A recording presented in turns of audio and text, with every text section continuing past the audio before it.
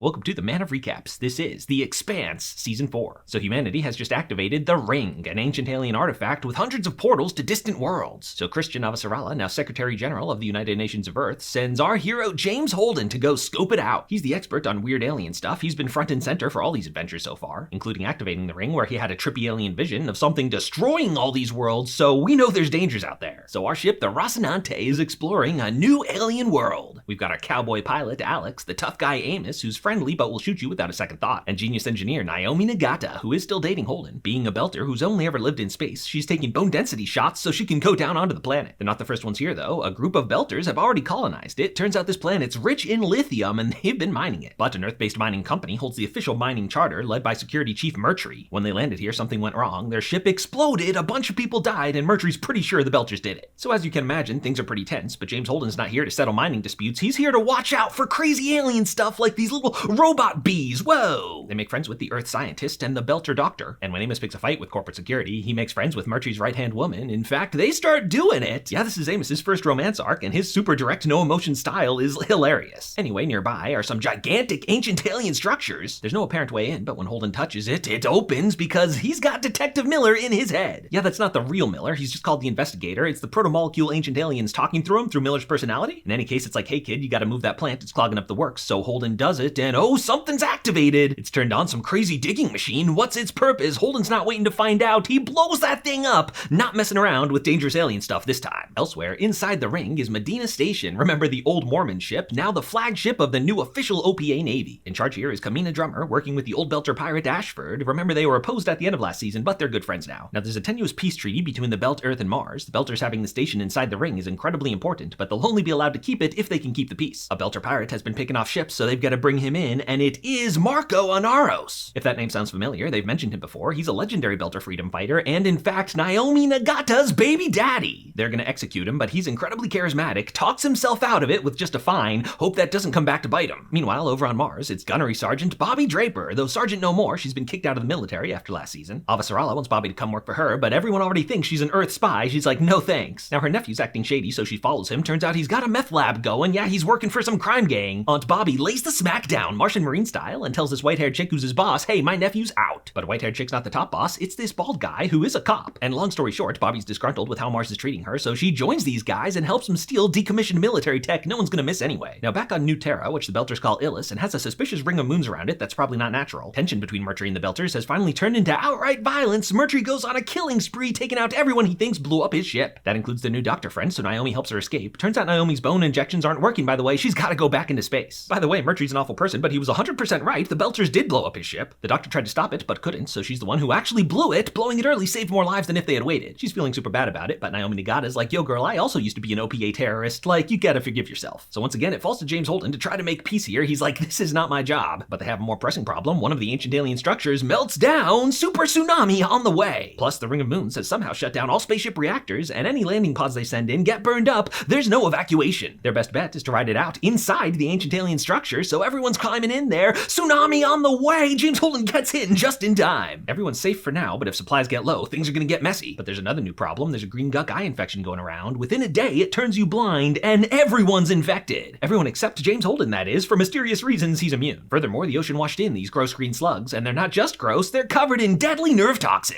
So things are real bad down here. Everyone's blind, huddled under these slug tarps, with Holden the only one who can see. Things are bad up in space too, because without their reactors, they can't maintain their orbit. They're gonna fall into the planet. The Rocinante has more reserve power than the Belter ship, so they attach a space cable to it, give it a little tug. Then when the Rocinante starts running low on thrusters, they use their new railgun to give them a little boost. Elsewhere, Marco Inaros, back on the loose, launches an attack on Earth. Yeah, throws an empty spaceship at it. They easily defend it. But Avasarala's gonna bring him in, sends the UN Space Marines after him. Oh, it's a fun mission, like playing a video game, but oh, something goes wrong. It was an ambush. They're all dead. This is not good for Avasarala. It's an election year, and her opponent, Nancy Gao, is basically a younger, more likable version of her. And so this mess brings back Fred Johnson. Yeah, one of the big leaders in the OPA. The OPA leaders have a lot of things they disagree on, but they can all agree they've got to bring in Marco Inaros or the Inners are going to come take their station. So it's old space pirate Ashford who's going to go take him down for good. Meanwhile on Mars, things are good for Bobbie Draper running missions with her crew. She briefly gets a hot boyfriend who brings her waffles, but he's going to go mine asteroids, so they break up. Anyway, a new job comes in, but the pay is suspiciously good and the intel is suspiciously vague, so Bobbie thinks it's a setup. Bald guy wants to go through with it though. See, he's not an evil crime boss. He's a nice guy with a family. He's like, look, I need made this money because the dream of Mars is dead. With the space ring giving access to hundreds of new habitable planets, why would anyone spend another 100 years terraforming Mars? So they take the job, but Bobbie was right, it was a setup, and oh, bald guy gets shot. Furthermore, there's a bomb here, and oh, it explodes this whole hangar. Bobbie and white-haired chick managed to escape, but whoever set them up stole some hardcore Martian stealth tech. They're in way over their heads. Now, back in the blind, deadly alien slug cave, there's a breakthrough when they discover why Holden's immune. Turns out it's the cancer meds he's been taking from when he was radioactive back at the end of season 1. Luckily, they can make a cure out of that, and when you're not blind, the slugs aren't as big a problem. Then finally, Holden gets another visit from Detective Miller, but something's very wrong with him. Whoa! Turns out this is now the real Miller. Yeah, his consciousness was in there, and he broke free from his alien bonds. He's like, hey kid, I know how to shut this whole thing down, let's go. So he leads Holden to the wild gravity elevator that goes way down into the belly of the beast. There they find a crazy glowing space hole, and Miller's like, alright, I gotta jump into a physical body and get through this thing. But just then Mercury's up to no good. He sends one of his escape pods to the Belter ship, but it's rigged to explode, and this guy manages to warn Alex just in time to stop it. But the shrapnel low knocks Belter Doctor up into space. Naiome Nagata, no fear,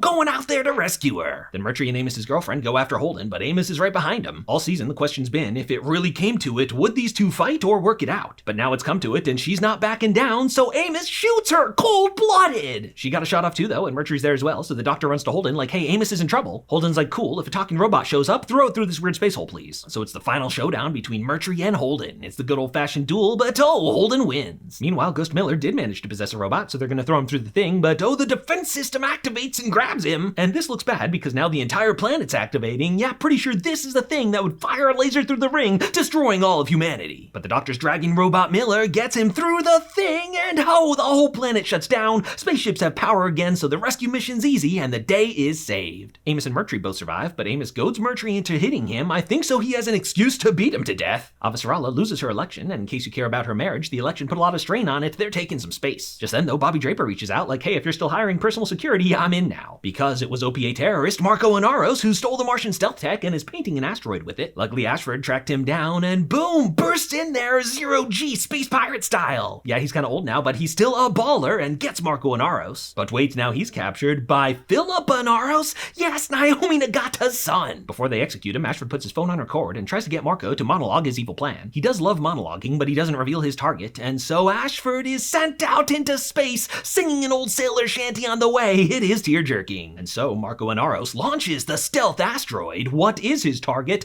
It is Earth! Yeah, the small attack earlier was just to test their defenses. Now he knows how to get past them, and that's how season 4 comes to an end.